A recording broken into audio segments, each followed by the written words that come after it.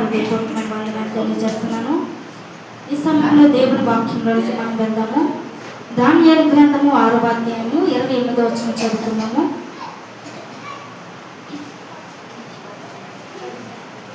దానియేలు గ్రంథము 6వ అధ్యాయము 28వ వచనం.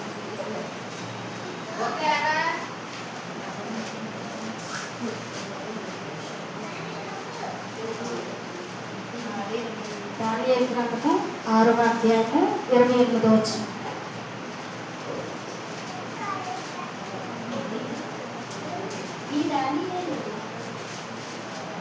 ఈ దానియేలు దర్యావేషు ప్రభుత్వ కాలమందును పారసీకుడకు కొరేషు ప్రభుత్వ కాలమందును వర్తిల్లును.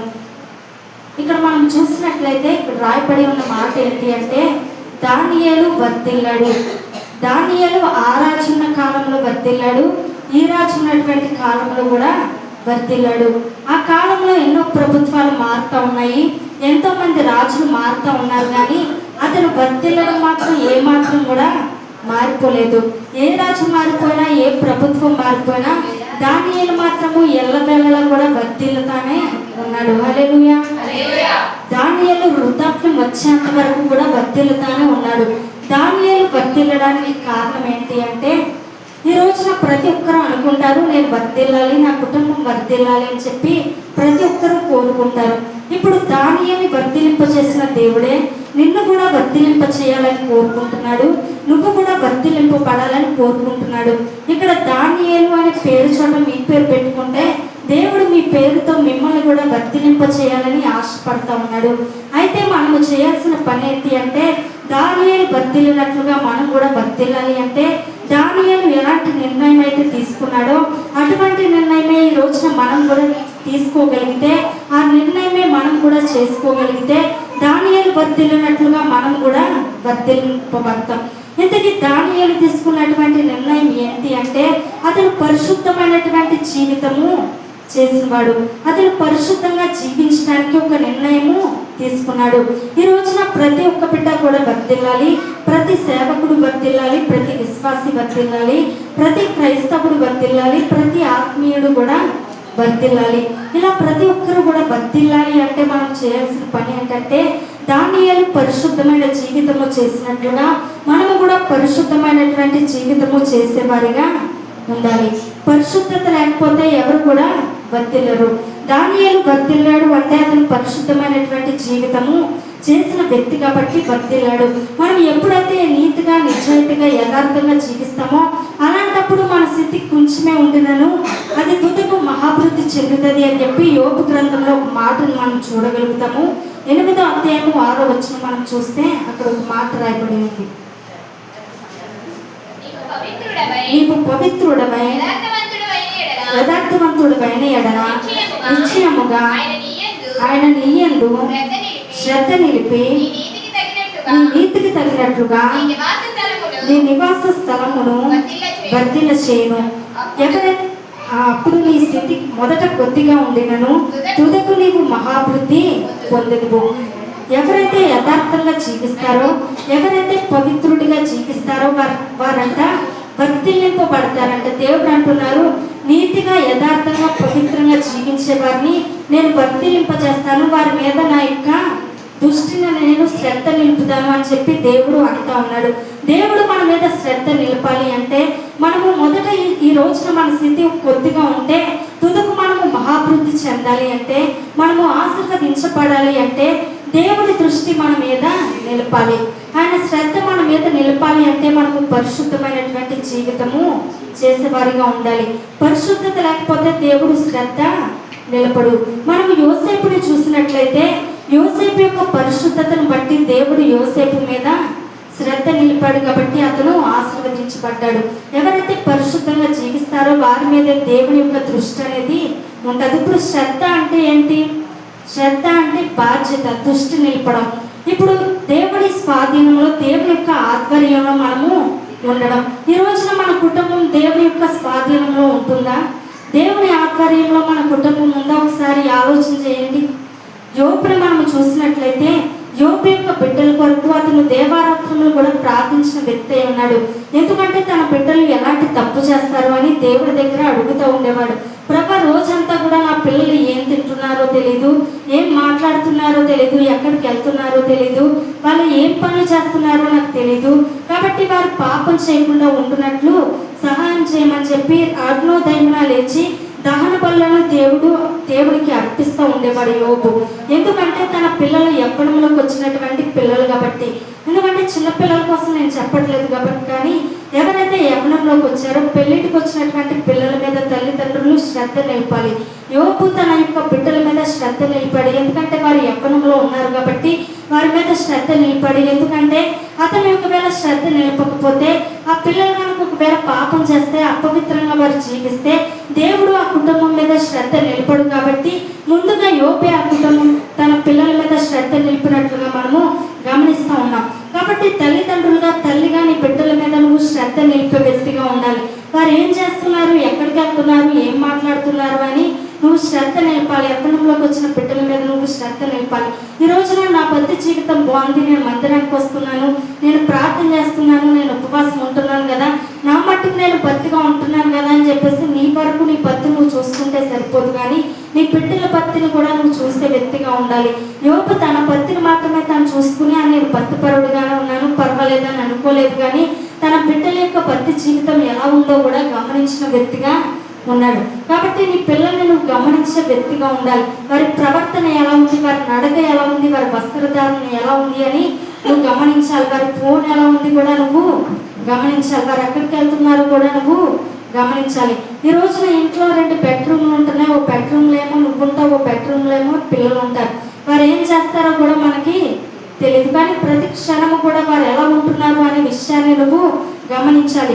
ఒకవేళ నీ కుటుంబంలో పరిశుద్ధత లేకపోతే, నీ పిల్లలు ఒకవేళ పాపంలో పడిపోతే, లోకంలో కలిసిపోతే, ఒకవేళ నీ కుటుంబంలో పరిశుద్ధత లేనప్పుడు దేవుడు నీ కుటుంబం మీద శ్రద్ధ నిలుపుతాడా చెప్పండి? దేవుడు శ్రద్ధ నిలపాలి అంటే పరిశుద్ధత ఉండాలి. ఇక్కడ చదువుతున్నాం కదా, ఎవరైతే పవిత్రుడై యథార్థవంతుడై ఉంటాడో వాడి మీద నేను శ్రద్ధ నిలుపుతాను, వాడు వర్ధిల్లుతాడు అని చెప్పేసి వాక్యము సెలవిస్తూ ఉంది. మరి మనము పరిశుద్ధత లేకపోతే దేవుడు శ్రద్ధ నిలబడు కనుక మనము పరిశుద్ధత కలిగి ఉండిన వారిగా ఉండాలి. ఈ రోజున మన కుటుంబాలు ఆశీర్వదించబడాలి అంటే, దేవుడు మన మీద శ్రద్ధ నిలపాలి అంటే పరిశుద్ధత అనేది మనకి ప్రాముఖ్యమైన విషయంగా ఉంది. యోసేపుని మనం చూసినప్పుడు అతను కూడా ఎంతో పరిశుద్ధంగా అతను జీవించాడు. నిజానికి అన్య దేశంలో అతను ఉన్నాడు, తన కాని దేశంలో, పరాయి దేశంలో ఉన్నాడు, తన కాని ప్రజల మధ్య ఉన్నారు. ఆ ప్రజలు ఎవరు కూడా అతనికి తెలీదు, కొత్త ప్రజల మధ్య ఉన్నారు. అక్కడ ఒకవేళ తప్పు చేస్తే అడిగేవారు ఎవరు కూడా అతనికి లేరు, మంచి చెడు చెప్పడానికి తల్లిదండ్రులు లేరు, సేవకులు కూడా అక్కడ లేరు. అయిన వారు ఎవరు లేకపోయినప్పటికీ కూడా అతను ఎంతో పరిశుద్ధంగా ఉన్నాడు. ఎందుకంటే అతను అనుకున్నాడు, ఒకవేళ ఇక్కడ తప్పు చేస్తే నన్ను అడిగేవారు ఎవరు లేకపోవచ్చు, నా తప్పుని చూసేవారు ఎవరు లేకపోవచ్చు, ఎవరున్నా లేకపోయినా దేవుడు నాకు ఉన్నాడు, ఆయన నా ప్రతి పనిని కూడా చూస్తున్నాడు, కాబట్టి ఆయన యందు నేను పరిశుద్ధంగా జీవించాలి అని చెప్పి దేవుని భయము కలిగి అతను జీవించాడు. కాబట్టి అతని యొక్క పరిశుద్ధతను చూసి దేవుడు అతన్ని ఆశీర్వదించాడు. కాబట్టి బైబిల్ గ్రంథంలో ఉన్నటువంటి ప్రతి భక్తుడు కూడా ఆశీర్వదించబడడానికి మొట్టమొదటి కారణం ఏంటి అంటే, వారి పరిశుద్ధత మూలంగా మాత్రమే వారు ఆశీర్వదించబడ్డారు. ఇప్పుడు దానియేలును మనం చూసినప్పుడు దానియేలు వర్ధిల్లే వ్యక్తిగా ఉన్నాడు. అతను అన్ని విషయాల్లో కూడా వర్ధిల్లే వ్యక్తిగా ఎలా ఉన్నాడు అంటే, అతను పరిశుద్ధంగా ఉండడానికి నిర్ణయం తీసుకున్నాడు కాబట్టి, పరిశుద్ధంగా అతను జీవించాడు కాబట్టి అన్ని విషయాల్లో కూడా దానియేలు వర్ధిల్లాడు. మనము దానియేలు గ్రంథము 6వ అధ్యాయము 3వ వచనం చదువుదాము. ఈ దానియేలు అతి శ్రేష్టమైన బుద్ధి గలవాడై ప్రధానులలోను అధిపతులలోను ప్రఖ్యాతి నొంది ఉండెను కనుక రాజ్యమంతటి మీద అతన్ని నియమింపవలనని రాజు ఉద్దేశించెను. అందుక ప్రధానులను అధిపతులను రాజ్యపాలన విషయంలో దానియేలు మీద ఏదైనా ఒక నింద మోపవలనని నుండి తగిన హేతువు కనిపెట్టుచుండేది. గాని దానియేలు నమ్మకస్తుడై ఏ నేరమైనను ఏ తప్పైనను చేయవాడు కాడు కనుక దానియేలు తప్పైనను లోపమైనను కనుగొనలేకపోయి. ఈ దానియేలును మనము చూసినప్పుడు ఇతను ఎలా ఉన్నాడు అంటే అతి శ్రేష్టమైనటువంటి బుద్ధి కలిగిన వాడిగా ఉన్నాడు. అతను అతి శ్రేష్టమైన బుద్ధి కలిగిన వాడిగా ఉండి ఏ పాపము కూడా చేయని వాడిగా అతను ఉన్నాడు.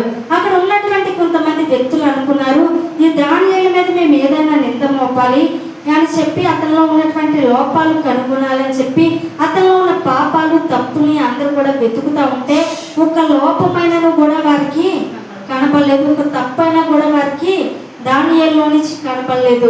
ఎందుకంటే అతను అంత పరిశుద్ధమైనటువంటి జీవితము చేసిన వ్యక్తిగా ఉన్నాడు. ఈ రోజున సాతాను కూడా నిన్ను వెతుకుతూ ఉంది. ఏంటంటే నీ భక్తి విషయంలో ఎలా ఉన్నావని వెతుకుతా ఉంది, నీ విశ్వాసం ఎలా ఉంది, అలాగే నీ పవిత్రత ఎలా ఉంది, నీ యథార్థత ఎలా ఉంది అని చెప్పి సాతాను ఎదుగుతా ఉంది. ఎదుగుతా ఉన్నప్పుడు నువ్వు ఏ లోపమైనను లేని వ్యక్తిగా నీవు ఉండాలి. హల్లెలూయా. దానియేలు ఎంతో పరిశుద్ధమైన జీవితం కలిగి ఇతను ఉన్నాడు. ఇతనిలో ఒక చిన్న తప్పైనా కూడా కనుగొనలేకపోయారు. ఎందుకంటే పరిశుద్ధమైన జీవితం చేయడానికి ఇతను ఒక నిర్ణయం తీసుకున్నాడు. మొదటి అధ్యాయం 8వ వచనంలో మనం చదివితే, రాజు భుజించు భోజనమును పానము చేయు ద్రాక్షారసమును పుచ్చుకుని తను అపవిత్ర పరుచుకొనకూడదని దానియేలు ఉద్దేశించి తాను అపవిత్రుడు కాకుండానట్లు వాటిని పుచ్చుకునకుండా సెలవిమ్మని నపుంసకుల అధిపతిని వేడుకునగా చాలండి. ఇక్కడ ఇప్పుడు రాజు భుజించేటటువంటి భోజనము, అలాగే రాజు పానం చేసేటటువంటి పానము ఇప్పుడు అక్కడ ఉన్నటువంటి కొంతమంది యవ్వనస్తులకి ఇవ్వబడినప్పుడు చాలా మంది యవ్వనస్తులు అక్కడ ఉన్నారు. అందరిలో కూడా దానియేలు మాత్రమే పరిశుద్ధత కలిగిన వ్యక్తిగా ఉన్నాడు. ఎందుకంటే అతను అనుకుంటున్నాడు, రాజు భుజించే భోజనం కనుక నేను తింటే, రాజు భుజించేటటువంటి పానాన్ని నేను పానం చేస్తే నేను అపవిత్రులు అవుతానేమో అని చెప్పేసి అక్కడ ఉన్నటువంటి అధిపతిని వేడుకుంటా ఉన్నాడు.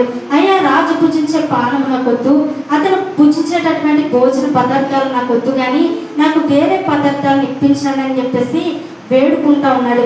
ఎందుకంటే రాజు భుజించే భోజనం ఒకవేళ భుజిస్తే ఏమన్నా పాపం తగ్గుతుందో చెప్పండి? ఒకవేళ పాపం తగ్గుతుందని అతనికి ఎవరైనా చెప్పారా? రాజు భుజించే భోజనం తింటే నువ్వు అపవిత్రుడు అవుతావు అని ఎవరైనా చెప్పారా? చెప్పే వాళ్ళు ఎవరు లేరు. అక్కడ తల్లిదండ్రులు లేరు, అలాగే సేవకులు కూడా బోధించడానికి లేరు.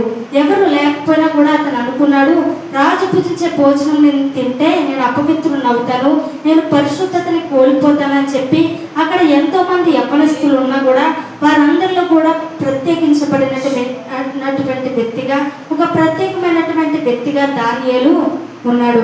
ఎంతో పరిశుద్ధమైన జీవితం అతను చేసినటువంటి వ్యక్తిగా ఉన్నాడు. కాబట్టి అతని పరిశుద్ధతను బట్టి అతను వర్తిల్లాడు. కాబట్టి మనం కూడా పరిశుద్ధత అనేది కలిగి ఉండాలి.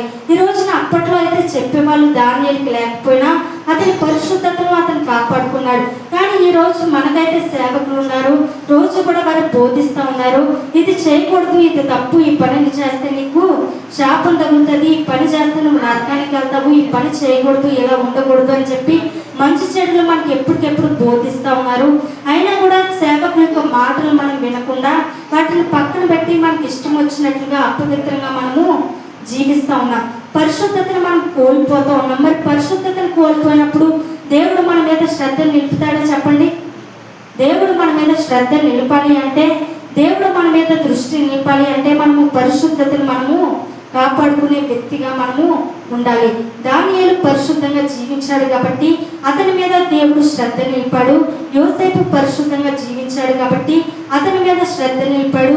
యోబు కూడా తన బిడ్డల మీద శ్రద్ధ నిలిపాడు కాబట్టి పరిశుద్ధంగా జీవించారు కాబట్టి వారి మీద కూడా దేవుడు శ్రద్ధ నిలిపాడు. కాబట్టి మన మీద కూడా దేవుడు శ్రద్ధ నిలపాలి అంటే పరిశుద్ధంగా మనం జీవించడానికి మనం కూడా ఒక నిర్ణయము తీసుకోవాలి. దానియేలు నిర్ణయం తీసుకున్నాడు. అలాగే రెండోదిగా మనము దానియేలుని చూసినప్పుడు ఒకసారి పేతురు గ్రంథము 1వ అధ్యాయము 14వ వచనం ఒకసారి చదువుకున్నాము.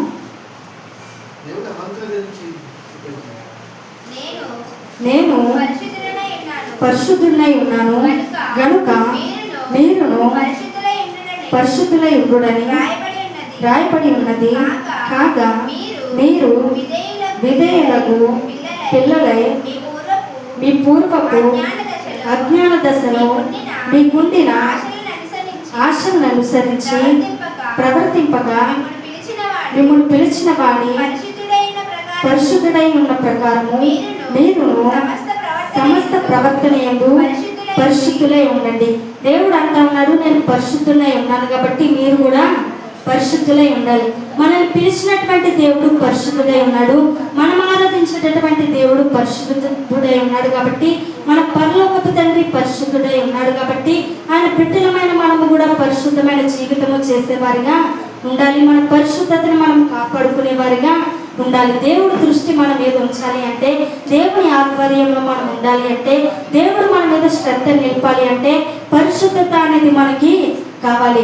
ఎప్పుడైతే మనము పవిత్రంగా యథార్థంగా జీవిస్తామో, పరిశుద్ధత కలిగి మనము జీవిస్తామో, అప్పుడు మొదటిగా మన స్థితి కొంచెమే ఉండినను తుదకు మనము మహాభివృద్ధి చెందుతాము, మనము ఆశీర్వాదంలోకి నడిపించబడతాం. కాబట్టి దానియేలు వర్ధిల్లడానికి కారణము అతను పరిశుద్ధంగా ఉన్నాడు. రెండోదిగా మనం అతన్ని చూసినట్లయితే దానియేలు గ్రంథము 6వ అధ్యాయము 10వ వచనం మనం చదువుతాము.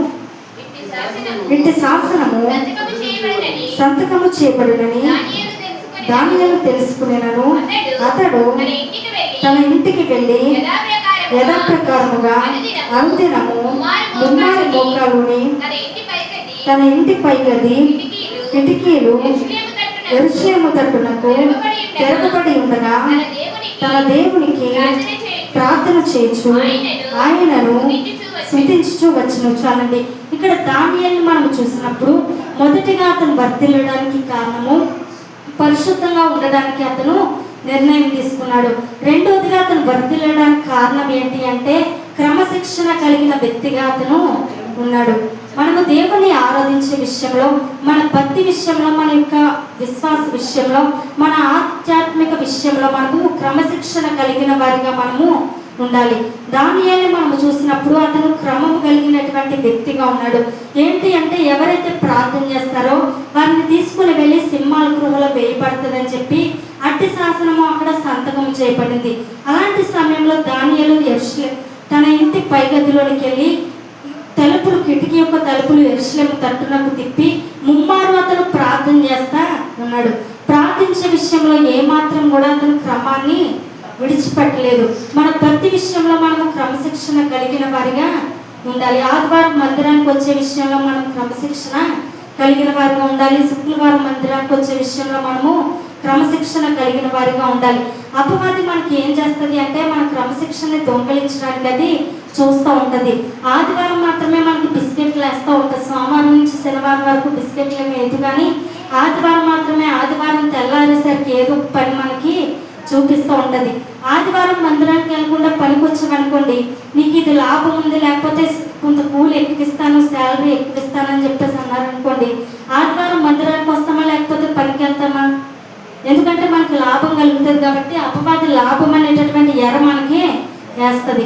కాబట్టి ఎర ఇస్తుంది కాబట్టి మందిరం తర్వాత ఎప్పుడైనా వెళ్ళొచ్చు, కానీ ముందు పని ముఖ్యం, మనకు లాభం వస్తుంది కదా అని చెప్పేసి ఆదివారం మందిరం మానకుండా మనం క్రమాన్ని విడిచిపెట్టేసి మనము వెళ్ళిపోతూ ఉంటాం. కాబట్టి మనము దేవునికి విషయంలో మనం క్రమశిక్షణ కలిగి ఉండాలి. ఆదివారం క్రమాన్ని మనం ఏమాత్రం కూడా విడిచిపెట్టకూడదు. ఎన్ని పనులైనా ఉండొచ్చు, ఒకవేళ మనకు లాభం కలిగించే పనులు ఎన్నైనా ఉండొచ్చు, కానీ వాటన్నిటిని పక్కన పెట్టి ముందు దేవునికి మాత్రమే నీ క్రమాన్ని నీవు అప్పగించాలి. ఒకవేళ దేవునికి ఇచ్చేటటువంటి సమయాన్ని నువ్వు దొంగలించి, ఒకవేళ నువ్వు ఎన్ని పనులు చేసినా, ఎంత డబ్బు సంపాదించినా కూడా ఆ డబ్బు వ్యర్థంగానే అది మిగిలిపోతుంది, ఏమాత్రం కూడా ప్రయోజనంగా అది ఉండదు.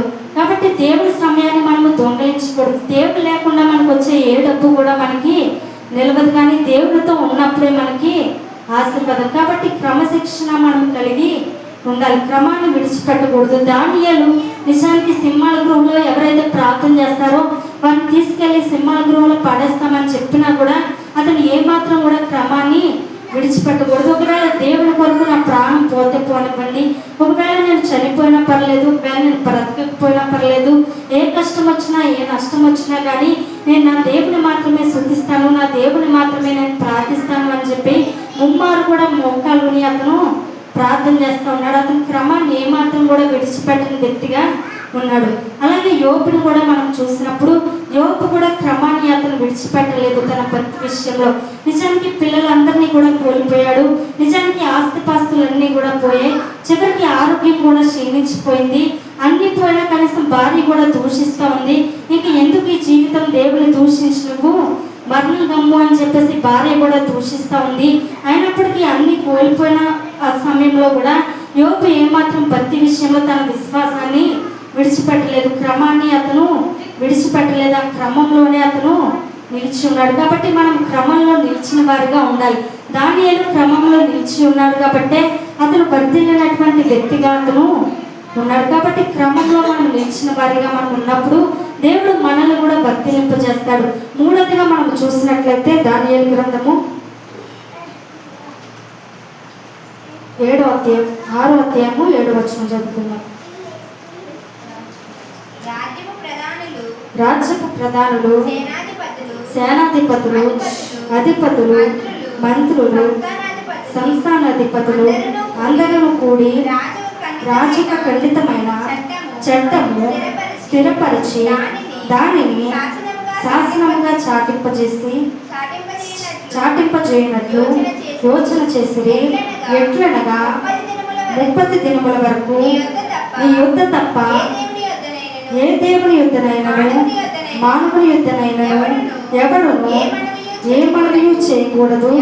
ఎవడైనను చేసిన ఎడల వాడు సింహముల గృహలో పడదోయబడును. రాజా ఈ ప్రకారముగా రాజు శాసనము ఒకటి పుట్టించి దానియేలు యొక్కయు చాలండి. ఇక్కడ మనం చూసినట్లయితే ఇప్పుడు దానియేలు అంటూ ఉన్నాడు, నా ప్రాణం పోయినా పర్లేదు, నేను దేవుని మాత్రమే స్తుతిస్తానని చెప్పేసి చెప్తా ఉన్నాడు. అంటే ఇక్కడ దానియేలు తనకంటే కూడా, తన ప్రాణం కంటే కూడా ఎక్కువగా దేవుని ప్రేమించే వ్యక్తిగా ఉన్నాడు. కొంచెం ప్రేమించట్లేదు కానీ అధికంగా ప్రేమిస్తూ ఉన్నాడు.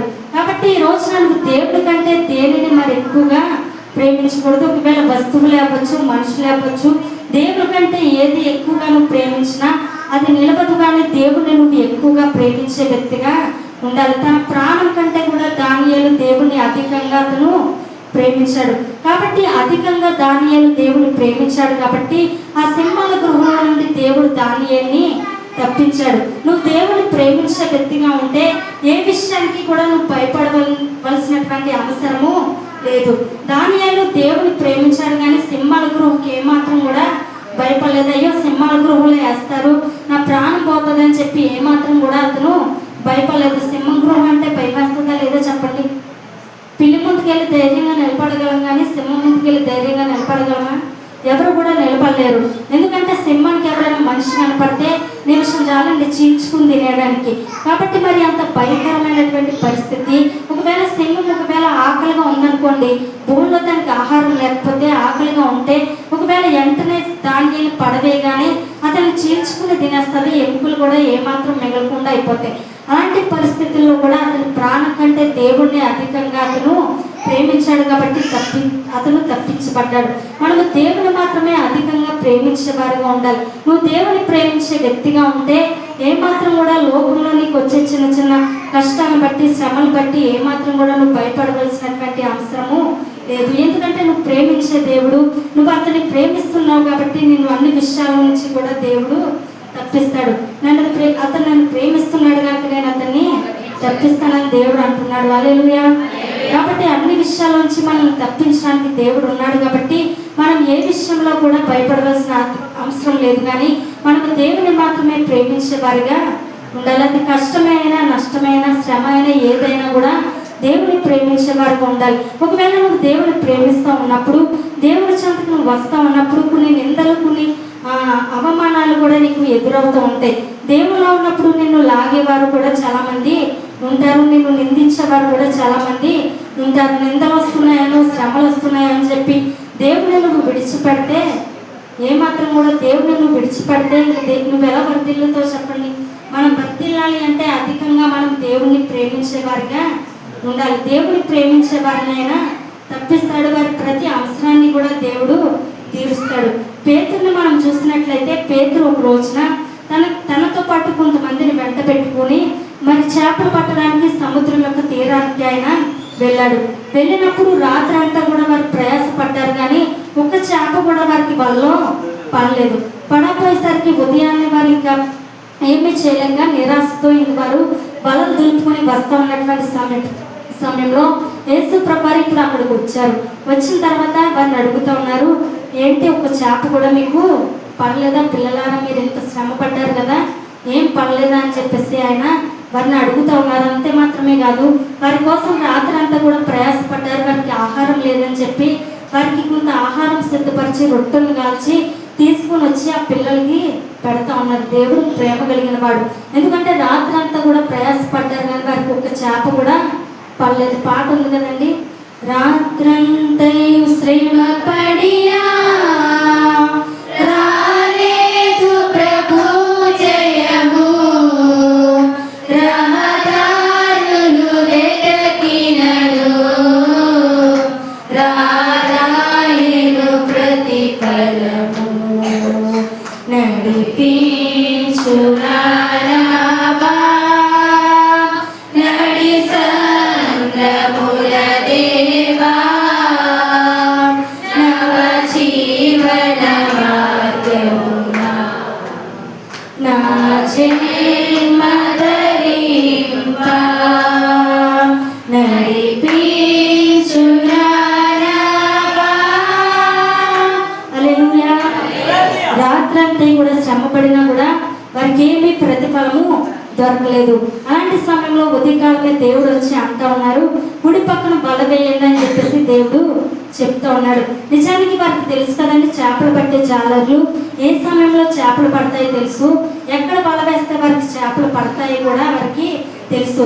అయినప్పటికీ కూడా దేవుడు చెప్పిన తర్వాత దేవుని మాట ప్రకారము వారు బల వేసినప్పుడు విస్తారమైనటువంటి చేపలు వారికి పడ్డాయి. ఎందుకంటే దేవుని ప్రేమించే వారికి సమస్తము కూడా మేలు కలిగి జరుగుతుంది, ఏది కూడా ఆయన తక్కువ చేయడు. కాబట్టి దేవుని ప్రేమించేవారు, దేవుని యందు యథార్థంగా జీవించేవారు, దేవుని యందు క్రమం కలిగిన వారు ఎప్పటికీ కూడా వర్ధిల్లుతారు. ఎందుకు ఈ రోజున నువ్వు ఎంత సంపాదించినా చిరిగిపోయిన సంచిలో పడినట్లుగా ఎందుకు నీ కష్టాజీతం వ్యర్థమైపోతూ ఉంది? ఉద్యోగానికి వెళ్తున్నావు కదా, పనికి వెళ్తున్నావు కదా, ఎంత సంపాదించినా ఎందుకు ఏది కూడా నిలవకుండా అంతా కూడా వృధా అవుతుంది అంటే నువ్వు క్రమశిక్షణ ఏదో విషయంలో తప్పుతున్నావు కాబట్టి, దేవుడికి ఇచ్చే క్రమంలో నువ్వేదో క్రమం తప్పింది కాబట్టి వర్తిల్లకుండా పోతుంది. అందుకే దేవుడు అంటున్నారు, మీరు పరిశుభ్రంగా జీవించండి, క్రమంగా జీవించండి, అప్పుడు మొదట మీ స్థితి కొద్దిగా ఉండినా తుదకు మహాభివృద్ధి మీరు చెందుతారు. ఆయన దృష్టి మన మీద నిలపాలి అంటే, ఆయన శ్రద్ధ మన మీద నిలపాలి అంటే మనము పరిశుద్ధమైన జీవితము చేసేవారిగా ఉండాలి. దానియేలు వర్ధిల్లడానికి కారణము అతను మొదటిగా పరిశుద్ధమైన జీవితము చేశాడు, అలాగే అతను క్రమం తప్పని వాడిగా ఉన్నాడు, దేవుని అధికంగా ప్రేమించే వ్యక్తిగా అతను ఉన్నాడు. ఈ రోజున దానియేలు వలె నువ్వు కూడా వర్ధిల్లాలి అంటే, దేవుడు నిన్ను కూడా వర్ధిల్లింప చేయాలి అంటే దానియేలు తీసుకున్న నిర్ణయం నువ్వు కూడా తీసుకుని ఈ రాత్రికాల సమయంలో ప్రభాని నన్ను వర్ధిల్లింపచేయి, నీ కోసం నేను పరిశుద్ధంగా జీవిస్తాను, నీ కొరకు నేను క్రమం తప్పకుండా క్రమశిక్షణ కలిగి ఉంటాను, నిన్ను అధికంగా ప్రేమిస్తానని నువ్వు తీర్మానం చేసుకోగలిగితే దానియేలు వర్ధిల్లింపచేసిన దేవుడే నిన్ను కూడా వర్ధిల్లింపచేసి ఆశీర్వదిస్తాడు. దేవుడి కొద్ది మాటలు దీవించిన కాక అందరూ లేచిన పడి ప్రార్థించేద్దాము.